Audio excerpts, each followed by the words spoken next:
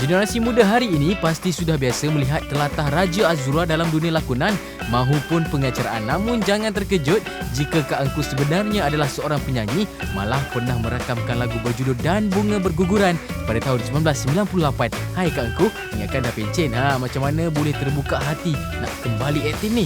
Sebenarnya bukan saya terbuka hati, orang yang membuka hati saya untuk masuk dalam Gegar Berganza. Saya tahu saya bukan penyanyi yang hebat. Kalau nak bandingkan dengan barisan penyanyi yang ada, dia orang hari-hari menyanyi dan itu adalah profession mereka. Saya dah tinggal 20 tahun yang lalu. Saya dah masuk dunia pengacaraan, saya dah masuk dunia penyampai radio, saya berlakon. Jadi menyanyi ni hanya sekadar suka-suka sahaja. Dan this is the right time untuk saya tunjuk. Generasi dulu tahu saya nyanyi. Generasi hari ni dia orang tak pernah dengar saya menyanyi dan dia orang tidak pernah tahu Raja Azura boleh menyanyi. Dia orang cuma dengar saya nyanyi lagu Ikan Kaloi, Ikan Kaloi, Ikan Kaloi kat Kilauan Mas tu. Bercerita tentang Gegar Berganza sahaja, para penonton pastinya meletakkan ekspektasi yang sangat tinggi kerana kita tahu penyanyi-penyanyinya memang dah terkenal, album memang dah ada. Timbul kerisauan atau tidak bersaing dengan penyanyi-penyanyi hebat ni, dan juga ada lagi dua penyanyi dari luar negara kan? Apabila kita beraksi di atas pentas, kita kena yakin dengan diri kita lah. Bila tanggungjawab diberikan, ini nama dia perang tau. Saya berperang dengan alat peperangan yang tak moden lah. Diorang ni semua dah moden lah. Diorang ada M16 dan sebagainya. Saya cuma ada keris saja. Itu pun